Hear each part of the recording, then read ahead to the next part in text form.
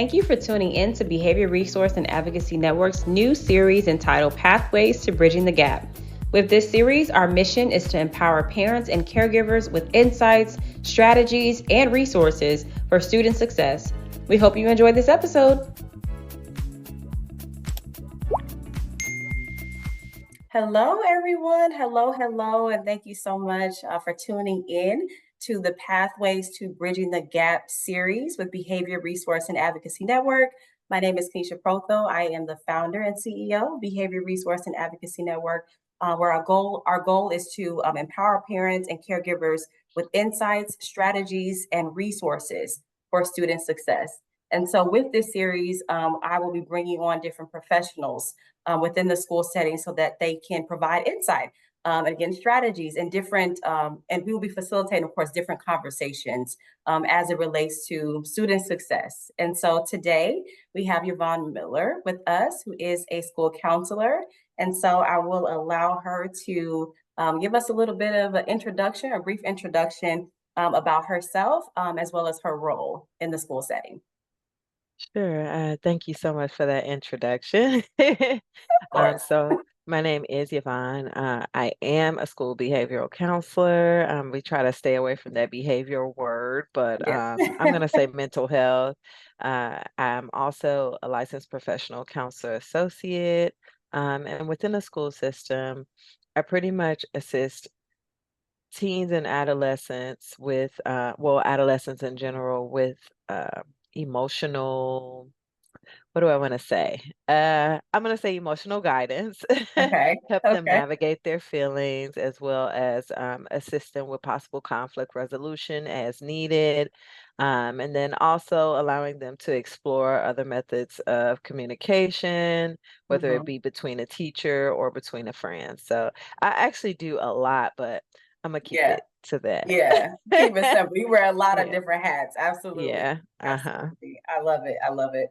So we're gonna jump right in so that we don't go over our time and all that good stuff. And so Yvonne, what do you believe effective advocacy looks like in the school setting? If this is one of my, if I must say, this is one of my, I'm trying to figure out the right word for it, but I believe in advocacy, if that Yes. makes sense.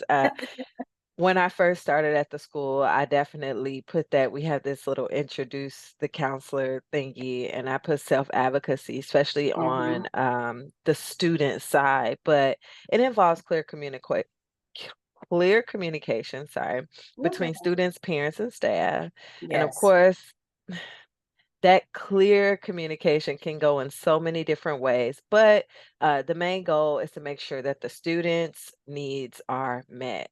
Yes. Emotional needs as well, social and academic. So, of course, it's actively listening to concerns and then addressing them in a collaborative way, emphasis on collaborative, and Yes. then ensuring that the students have equal access to resources so that they can thrive. Good, good. And so I think that's amazing, by the way. Just, the work that you do as a counselor in the schools because it's needed. We hear so much about high turnover rates and things, of that nature within the school system. And so I even read a study where it talks about how school dropout rates, the dropout rate decreases as students have more access to school counselors. And so again, Yeah. the work that you do is just, phenomenal, of course. And I'm sure that, your students probably remind you of that on a daily basis. Like on those days, probably where you have tough days. So, Yeah. you probably get those reminders with, that one student's like, okay, this is why I'm here. This is why I do what I do. So Yes. that is amazing. So Thank next you. question, what do you think that parents should know about building positive relationships with teachers and administrators? This is a very great question because emphasis on positive. Right. Okay. So parents do have to understand that one, we are running a school. Mhm. So I'm going to say be open and consistent with your communication in order to build that positive relationship with Mhm. teachers and admin. And of course, you have to approach it as a partnership because Yes. Like I said before, we're here for the kids. Yes. So rather than adversarial, and Yes. of course, that will make it a more collaborative environment. And then also, parents do have to show some level of respect to the educators, as well Mhm. as being open to feedback in Mhm. the appropriate form, of course, Mhm. and then express appreciation when appropriate so that it can be mutual and there can be Mhm. respect and understanding with one another. Um, I've Yeah. seen I've seen oftentimes where this gets misconstrued, the communication part, because of lack of understanding. So just Mhm. asking more questions, parents, ask more questions, build those relationships with your admins and your teachers. I email my kids' teachers a lot, especially because Same. now I have a pre-K, I have a pre-Ker. And I'm like, what did he do? Why did he Right. get the like, why did he get a sad face today? And I'm letting them know, like, okay, this is what's going on with him. Okay, he had a bad morning or things like that. So, Yes. So I highlighted a few things that you said. So, like, mm, common goal, yeah. that's a big one. So, yes, we are focusing on positive communication, right? Positive relationship building. So Hmm. that means not only communicating with your teacher when something's wrong, you know what I mean? Yes. You gave them a bag or you gave them a bag. Like, also Yeah. just being able to, like you said, even be open to feedback. So I Yeah. feel like if maybe parents and caregivers can keep that in mind, right? Yes. The goal at the end of the day is to support my child, make sure my child is learning Mhm. and that they're Yeah. learning in an environment that's conducive, right? Like Yes. to that learning. So I feel Yes. like all of those things are so important, as Yeah. well as like the feedback that you said. Yeah. So being open as well to, maybe constructive criticism. Maybe Yeah. there's some things that teachers see that parents just don't see by Yes. default, right? In a home Yes. setting, because the home setting by default is so different than the Yeah. school setting, right? Like kids Yes. have so many different demands on them in school Yes. versus at home. So at home, yeah, you can here is where you play, you chill, you eat, you sleep, you can be yourself. Yeah. You can be yourself in a school setting, but again, there's parameters, right? There's Mm-hmm. there's Yes. borders to where they can be, just being honest, to where they can Yeah. be themselves, and it has to be in a certain um way, I would say. And I think Yeah. sometimes that's some of the issues I think that some parents and caregivers probably have with schools is like, why can't they and I've heard this before, like too, like where some kids where they are, they can't sit down or they're just running around the Mm-hmm. classroom or they, Yep. take their shoes off. And in some cases, in some classrooms, that's okay. They can do Yeah. that. Yeah. But I have seen where some parents are just like, well, that's your problem, or you should. So it's like, and then it Mm-hmm. makes the teacher go, oh, Wait, where's the sorry, I support? didn't know that, because it's not all them, right? It's not Yeah. all them. It is a Yeah. partnership. It is. It And is. I will say that hasn't been my experience as an educational advocate, but I used to work as a behavior specialist myself Oh, at the school. yes. So I saw a lot of Yes. different things, and I was like, oh, Yes. that's so interesting, Eh, just the yeah. dynamics, of the school Yes. and the home partnership. So To your it can look point, different. though, Yeah, go ahead. correct. And to your point, this is why parents, I know on the elementary level, joining that PTA because you can Mm, build that relationship. Now, to me as a parent so who's true. unable, a single parent who's unable to join the PTA due to time constraints, like I Yeah, would love to join the PTA, but if yeah, you are blessed and able to do so, please join that PTA yes, because then you'll be notified of the ins and the outs of what's going on. And also, yes, just being involved within the school just shows your presence. So, of yes, course, your kid by default is probably going to get looked out for. But, yes. even it That's doesn't true. necessarily mean like the Yeah, bad kids or the good kids. yeah, yeah, Are going to be paid attention to or not going to be paid attention to, but yeah. more so your student or your child will not slip through the cracks. I Mhm, mean, I'm not mhm, saying that others will, but I am mhm, saying just mhm. showing your face Yeah, yeah. makes so much of a difference. Yeah, it Yeah. does. It does. So like you said, it's not that they're not caring. It's not that schools are not caring for students that they don't see the parents' face. I think that Mhm. it just takes that, like you said, the school and home partnership, it just Yeah. takes it a little bit further when Yeah. they can put the parents' face with the child's face. Yes. That's what it does, Yes. just by default. It's like, me call his mama because I can't, Yes. whether it's something that I don't understand or it might be Yes. behavior related or it might be academic Mm-hmm. related. Yep. It's just like, let me Mm-hmm. call them and see what's really Yeah. going on, what's behind all of this. Yeah. So it just takes it Yes. that much further, that Mm-hmm. partnership when they do see your face. So Agreed. that is so true, so true. So how do you think parents can deal with resistance or pushback from school staff when advocating for their child? So, um, I guess it depends on what resistance and feedback, but I will say in Yeah. general, parents do have to remain calm. Of course, we are Yes. adults, Yes. we are fostering relationships with others, especially others who we may not even know, policies we may not even agree with. Right. But being patient and being persistent will help. Clearly articulate your concerns. Whatever you have to Yes. say it. I always tell Yes. people put it in an email, of course, Yes. and keep putting it in an email, paper trail, okay? Yes. While Yes. also understanding the perspective of a staff member. Use facts, documentation, and also it is a solution focused conversation that we are trying to have. Okay. Yes. So Yes. that approach is going to address the necessary concerns. And then if you need any additional support, of course, you have your advocates like your school counselor, you have your teachers, depending on what level you're trying to communicate. You have your teachers that can get involved. Let's say you want to talk to the principal, you're not getting a hold of the principal, we're firsthand, so maybe we can go to that principal. But of course, you just have to know the appropriate channel that you can go through. And I say start with the teacher. Mm-hmm. I say start with the teacher. Mm-hmm. So Mm-hmm.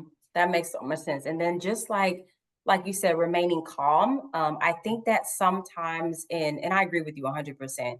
I just think that sometimes in some situations it's hard. Like it's difficult for parents to remain calm because maybe they feel like I have emailed, I have called, I've hmm done this, I've done that. And I've now, heard that. now they're at this point where they're having this major issue and I Mhm. try to reach. So it's like, because I've seen that too, like on both Me on the too. school side and as an advocate. And I think that if our school personnel can remember or remind themselves, it's a case by case basis, that Yeah. is for sure. But maybe remembering or keeping in mind, like we said before, like one, the common goal. Our goal is to make sure Mhm. that the child is supported, and that they have what they need. And then the other goal, keeping in mind that this is their parent, right, or their caregiver, Yes. and so they're passionate, right, about, their child's needs. Yeah. And maybe they just don't know how to get it across in a way that is hmm calm and demeanor. hmm But I've Yeah. said that before too, like in one of my videos, like on my professional TikTok page, like you said, is remaining calm and professional. So like you Yeah. said, keeping it in writing, because you definitely need that paper trail, Yes. keeping it in writing. And sometimes if you got to pop up, do that too. I Because do sometimes agree. help. Yes. I agree. Sometimes that's necessary, and that's similar to the Yes. question earlier. And I talked about the Mhm. PTA. That's a form of popping up too. Yes. Like, okay, look, we're having this school event. Let me go ahead and talk to Mr. Jones because Right. he did not answer my email, and I Right. don't know what's Right. going on. So, Yes. I always, when I was younger, and I think about this because it was such a different time back then. Yeah. Um, Yeah. the teachers did know the parents. They actually Mhm. knew them. Like they actually said, I'm gonna call Miss Smith if you Yeah. keep playing. Right. Okay. And they kept the kids and Right. they kept us in line. Okay. Yes. Now, not the Yes. goal is not to keep us in line, but it's just to foster that understanding. Whereas if I'm younger and I know that Miss Johnson knows my mom. I'm like, okay, look, they Yes. on the first Can't name be basis. acting up in I'm gonna have to get my life right. together. And that helps. It helps so Yes. much. Yes. It really That's so does. true. Because my mom was the one that would, yeah, come up. Hey, mom. She would come up to school and be like, "Don't have them call me, because if one of them call me, it's gonna be a problem." Wait, but no, look, our parents sat in the classroom If they had too. to, yes, ma'am. If they had to, they So would. They would. yeah, I miss those times, and I don't know if Yeah. policies and procedures have like did away with that, which understandable. But because of everything that's going on in the climate right now today, you just never Yeah. know. But at the Yeah. same time, I would definitely say that those personal relationships help so much. Absolutely. That way the pushback wasn't even a thing like Yeah. that, Yeah. Yeah. So And one thing too that I've realized or recognized, I feel like, our parents and our caregivers that are watching this, they're going to be those parents that are, engaged and involved. But I remember too, like when I was, on the school side working for a school district, that sometimes like working with different schools, I have various schools that I work with, and I mhm. remember them constantly saying, well, I shouldn't say constantly, but mentioning that like parent engagement was like pulling teeth. Like Mhm. Yeah. there would even be times where there were serious meetings happening or legal meetings, like, IEP meetings or, what have you. And they would still say parent would not show up. And so we would be Mm. in a meeting just, looking at our clocks like, okay, so are we gonna get started or are we gonna, so Yeah. it just like you said too, like, with the climate, where some schools are struggling with parent engagement, Yes. in a climate where we have so much, where many schools are like academically focused or more so academically focused than Mhm. emotional well-being focused. Because I feel like they're That's like the this, one. they they Yes. go they Yes, go hand in ma'am. hand. Because if you have a child Yeah. that's not functioning Yeah. emotionally, Yeah. all this work you giving me in the classroom, this means nothing to me. It You know means what I mean? Like nothing. I'm not I'm not paying Mhm. attention for real. I'm not. Yeah. So, Kids will sit this there sometimes and yes, just yes, zone out, and they're like, they're not yes, doing anything. Well, it's not that they don't want to comply. You don't know what their home life is like. You don't know how they came in school today and they got scolded by their parent, and now they right, can't really stop thinking about it because they're trying to process it emotionally. right, Or right. that bad grade they got yesterday and they're still thinking about it. They're Yeah, anxious, yeah, things like that. So yeah. absolutely. It goes, yep, it goes hand in hand. And as we're talking about students, I feel like this kind of is like a perfect segue into our next question. Mhm. So what skills do you think that parents should focus on when teaching their children to advocate for themselves in the future? Okay. So this is a two-way question because it starts Yeah. with the parents. It starts with them. It starts with parents having effective communication skills themselves. So in order to teach your child, you actually have to have the skill. I have not always Mhm. communicated in the best way for my children. I'm Yeah. going to be straight up and I'm Yeah. going to be honest. Yeah. And then I Same. went back and I looked at it like, you know what? Maybe I could have done that differently, Yeah. reaching out to teachers. Maybe I said something and I got a little too with it because I'm just like you said earlier, passionate Yeah. about my child. But of Yeah. course, if the parent has a skill, they should teach them effective communication skills, including how to express their needs and their concerns in a respectful and clear manner. Now let's talk about that respect word because it's different between cultures, it's different Yeah. between Yeah. generations. And Yeah. so I had a student tell me my bad. And I said, you know what? Honestly, we said my bad when I was younger, but I'm gonna tell you, I apologize is the best. Yeah. Better yet, I don't even want to hear that. Change actions, show me your apology. Mhm. So I usually tell them that because they speak different now, and I Yeah. get it. But Yeah. we don't have a lot of millennials in teaching roles Yeah. too. They Yeah. are teaching, but it is not a lot of them in the teaching role, so they can't understand what my bad is and then Mhm. correct them. Maybe they're thinking my bad and they think it's another way to say something else that's Yeah. disrespectful or Yeah. whatever. Yeah. But yeah, so just that problem solving, emotional regulation as well, because students Mm. actually do well, kids in general, they look up to their parents and how their parents emotionally regulate, and how they communicate when they're angry, and how they Yes. communicate when they advocate for themselves. So Mm. um, it's a twofold question because kids have to know when to seek help when necessary and then Yes. understand their rights within the Yes. school system. But sometimes as parents, we don't fully know the rights. That thick old handbook, I'm telling you, who's reading it Read all? it. Okay, unless it's time, Right. Right. unless it's time to read it. It's a little hard. I know Yeah, sign a technology agreement. I know behavior, what you're supposed to wear for dress code, but it's those little things that we do have to pay attention to and maybe go over with our kids. And of yes. course, encourage them to ask questions and voice their opinions in a safe, supportive environment. If you have any Mhm. whiff that it's not safe and supportive, of course, you have to communicate to the appropriate individuals in Yes, order for you to get that resolved. But yes, children build confidence when they're able to self-advocate.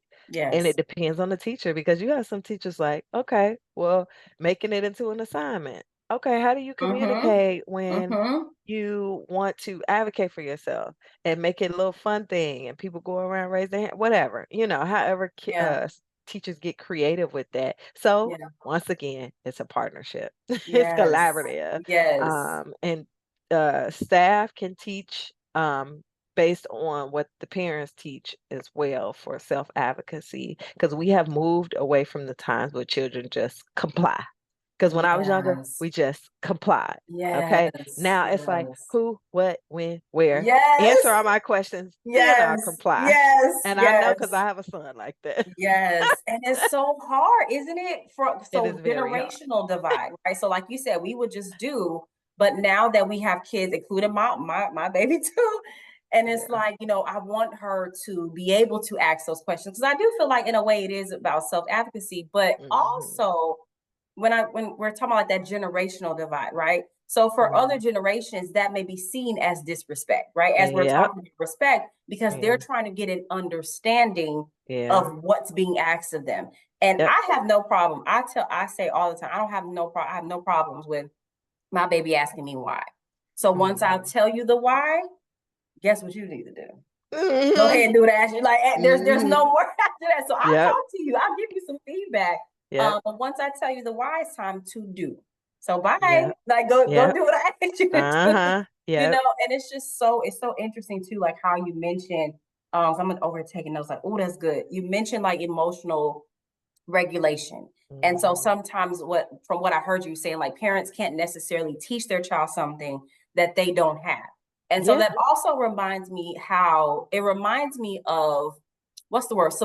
Like teaching them something subliminally, right? So Yeah. it's like I've noticed before, like if I'm hungry or Yep. if my day didn't go, the way that I wanted it to go, sometimes Yes. I may be more like, snippy. And sometimes I've Yes. noticed, like just watching my daughter, that she'll respond like that to Yep. me and like to other people. And Yep. I'm thinking, like, wait a minute, this is a mirror. You know what I mean? This is a Yep. reflection. She's acting how I've acted Yep. towards her. So Yep. it's not that I'm sitting her down and saying, hey, listen, when you ain't ate and something ain't going your way, this is how you Yeah. act. Okay. I Uh-huh. never sat her down and said that. Yep. I've never said that. As a matter of Yep. fact, the opposite has come out of my mouth, in terms of Same. being nice and respectful, but they're watching us, they're doing what we Yeah. do What we do. and not necessarily what we say.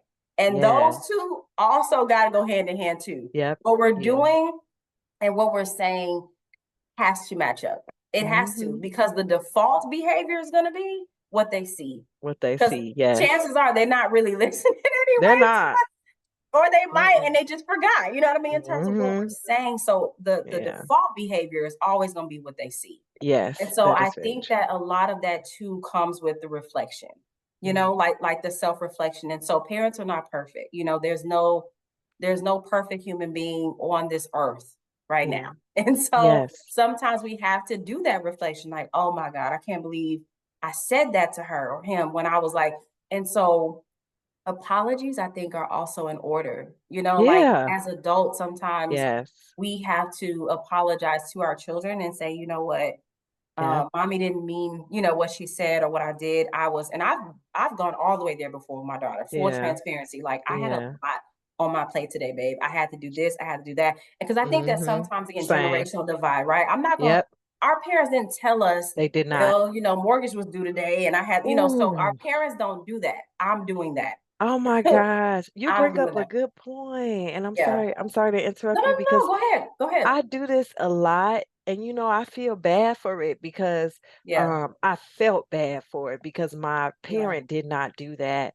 And I've been telling my daughter, like, you know what, I had to do this today, but we are a Yeah. team. We work together, Yep. and I'm not putting it all on you, and I'm not saying it's all on me, but I am saying that this is a Right. lot. I be telling her, Right. like, Right. this is a lot. Right. Right. I am tired. I tell Yes. all the kids, I said, I am so tired. I am Yeah. drained. I love y'all, but I just need to Yeah. lay down. I don't feel good. And Yeah. it creates those missing emotions that Mhm. we were looking for when we were younger. Because it's Yes. like, okay, empathy. That's empathy. Yes. Now I Yes. have empathy because look, I see Yes. my mom is tired. I've had my kids make me food before because they saw I was tired. Yeah. I had my kids, Mom, just lay down for a little while. I'm gonna close your door like that. Oh, yeah. So Yeah. that's very important. I like what you said because I Absolutely. was just driving from Target thinking about how my mom did not communicate that. Mhm. So yeah, Mhm. that's a good Mhm. point. And it's just, I mean, they're like mini adults, you know what I mean? Yeah. So I Yes. don't like go in like full depth, like, well, this is what you Correct. got in your bank account today. Like, Yep, I don't go into uh-huh. full detail, but Correct, I do correct. give surface level, yeah, Yep. details, about what's Mhm. going on so that you can understand to your understanding, right? Like what Yep, mommy and daddy have to like, do just to make sure yeah, you're safe and provided yep, for and that you have everything. A girl all the way down to like cheer. I'm making sure her cheer uniform is in her book bag on the day that she has to go to school the night before so that we're not yep, scrambling, in the so morning. all these Mhm, things that we have to do as parents, just to mhm. make sure that they are okay, that they are Yes. taken care of. And I think Mhm. that in times where we fall short, as parents, we have to give ourselves grace. We have Yeah. to because in the world of like you mentioned climate before, like the world climate is so different than what we knew, and our kids Mhm. are dealing with so many things that we just did Yeah. not deal with in school. Mhm. Like it is what it is. And so those days that we fall short, we have to give ourselves grace and Mhm. remember that in order to teach our kids how to self advocate, they get it from us. It's how Yes. we teach them about our how we teach them about their emotions, their Yeah. bodies, their minds, the whole nine, in order to be able to Mhm. do that. So Yeah. that's a good point. Yeah. And so this kind Yeah. of goes into that next question too. How do Yes. parents teach their children about the importance of mental health, and what Yeah. correlations do you see in advocacy and mental health? So we just said it. Okay. Teaching your children about mental health by normalizing conversations about stress, Yeah. emotions, seeking support when you need it. And that's a big one. Asking for help. I grew up in a household that did not ask for help. I saw my Yeah. mom do it, do it, do it, Yeah. and not ask for help. And to the point, being transparent, it made me hyper independent, which is a downfall. Mhm. So I will say, yes, there is some level of I could do it on my own, but there's a super level of I could do it on my own, like Yeah. building Yeah. building Yeah. stuff. And I'm Yeah. like, look, it's not like that you can't have it, you can't have the skill, but Yeah. at the same time, I could do it, I could do no, Yeah. So I've kind of relaxed on that part. Good. So explaining mental health in an age appropriate way. We just stated that modeling healthy coping mechanisms are crucial. What do you do when you've had that stress? How do you healthily cope? Also, there is a strong correlation between, of course, advocacy and mental health. Children learn how to advocate their needs. They get better self-esteem. They're more likely to Yeah. seek help when they're experiencing some mental health challenges. I've had students say, I'm okay. I'm okay. I'm okay. Yeah. And I have to teach them like, no, you are not okay. All Right. right. I know this is something that you learn, understood. I'm not here to change your values and your morals, but I am going to let you know eventually that I'm okay is going to catch up to you. So Mm. we're going to have to figure out how to cope with what's going on and actually be present in the moment with this feeling. And I always say, like, let feelings go through you, like Yeah. kind of like it's like the feeling is being poured up here and then it just Yeah. comes through you. And sometimes you just have to sit and be mindful when you're doing that, whether that be taking a walk, reading, journaling, things like that. Just Yeah. teaching them that it's okay to prioritize their well-being Yeah. is the foundation for lifelong mental health. Yeah. So, Absolutely. And that's such a good point. Like even just asking for help. mhm, I tell my daughter that every morning, that mhm, I pray that she has the confidence to ask for help. mhm, And that's a big thing because sometimes we don't want to do that, right? Because if I ask for help, that might make me look, like I'm not competent, or I don't know what mhm, I'm doing, mhm. or I don't want my friends to see me, like asking for Yeah, help, or, it made me look weak, yeah, all these different things. And so that's not the case because who said yeah. we had to carry those types of burdens, where we're not able to, and that's for parents and for kids. Okay. Who said Yes. we have to carry that burden that we can't ask for help?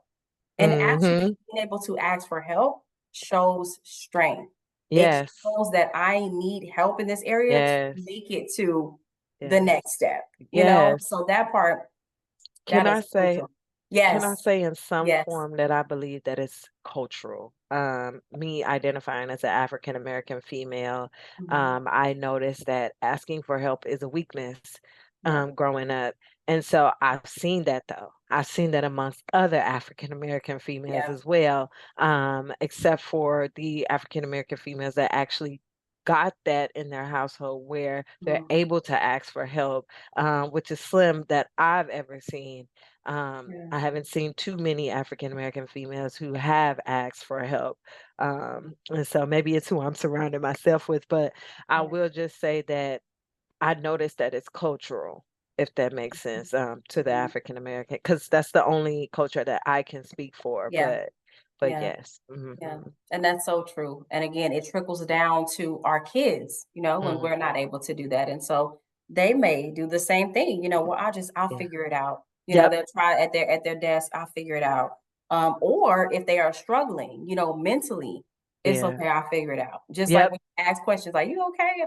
I'm okay. I'm Mm-mm. okay. Like, Hmm. No, you're absolutely not, not. because I can see it all Yeah, on your I can face see it. Hmm. that you're not. But where do they get that from? Probably Yep. from their family, Yep. right? When family Yeah. asks, "You okay?" I'm all right. Because Yep. I've done it. I'm guilty. I've done it, and Same. sometimes I'll do it because if I tell you like what's really wrong, either I'm Hmm. gonna break down or I'm gonna snap, and I don't want to do either one of those. So we just keep it moving and say, "I'm good. I'm okay." However, Yes. I am in therapy, okay, once a month. I have Ah, no shame same. because that's the thing, because we do Yeah. need to, like you said, normalize, not necessarily that something's wrong, but that I want to be Yeah. stronger. I want Yes. to strengthen, my emotional capabilities so that I Mhm. can pass it Yes. down to my kids. Yeah. So We have to undo the word strength. yeah. Because in some form, I'm noticing that strength means lack of vulnerability, lack of emotional care. And eh, I just would like for future generations to actually, you know what? They are doing that, honestly. Mhm. They Mhm. are showing I'm not doing well. Yeah, yeah, I'm having yeah. mental health, like the kids like say I'm depressed. I tell them that's a clinical diagnosis, baby. Right, You are right. not depressed. You're sad, okay? That's just the default that you would like to go Yeah, with. And if yeah, you are sad, yeah, let's go ahead and work it out. So, yeah, undoing yeah, the word strength. That is what I hope for continuous like for the generations and also for myself as a millennial, hoping that we are getting better at undoing what strength actually means. yeah. So, That's a good point. I might make that the headline. That's a good point. mm. So look, I really enjoyed our time together. This is our last question. Yes. Okay. How would you define self-care and why do you think it's important for parents? So, self-care is taking care of your own emotional, mental, and physical well-being. Mhm. Whether that be being mindful. Everyone thinks that mindfulness, well, not everyone, I'm sorry. Some people think mindfulness is meditation. Mhm. Doing hum, no. That's what I thought at first.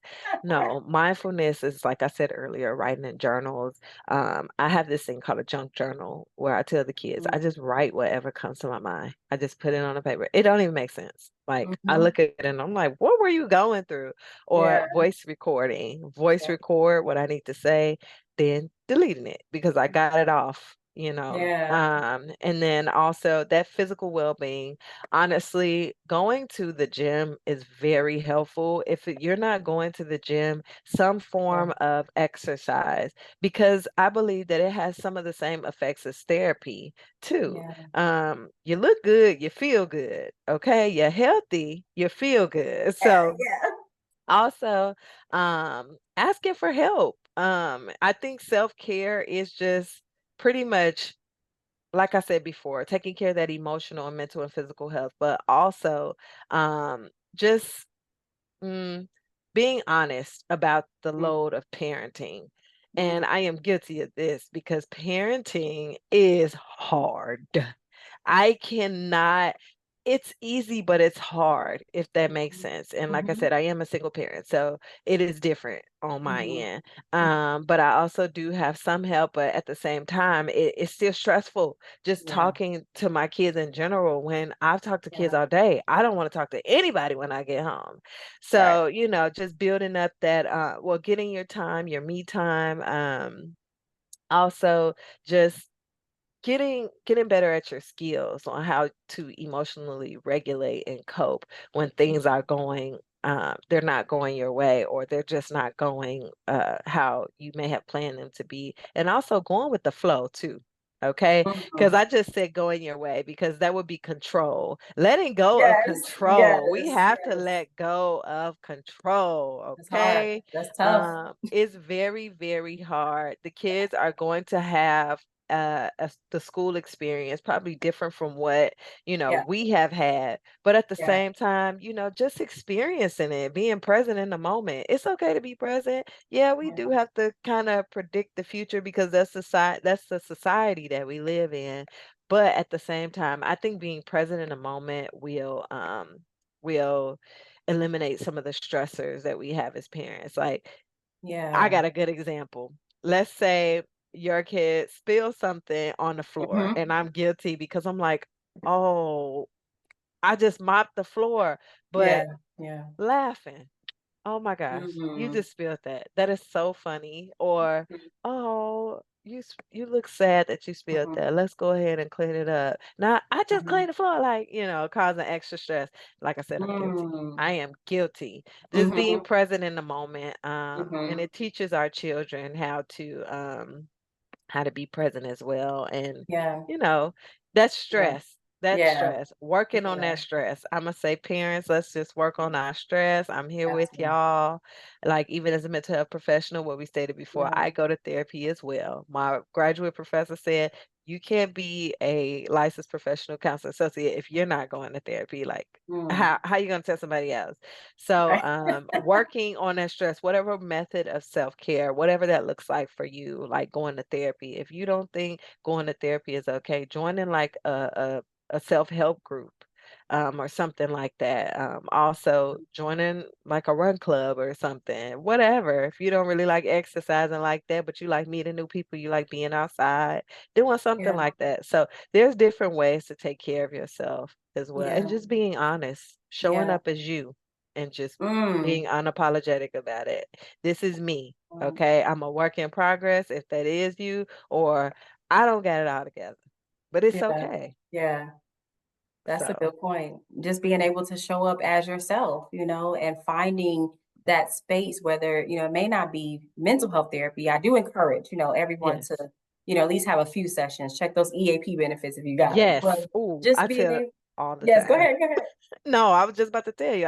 Yeah, I tell the staff that, and I yeah. tell the parents that. It's so Yeah. important because we Mm, forget that sometimes, but mhm. even if it's not that, finding some space where you can be yourself, like Yeah. whether you're taking skating lessons or kickboxing Yeah. or just relaxing in a tub and saying, "Hey, I'm in Mhm. here for about an hour, don't come get me."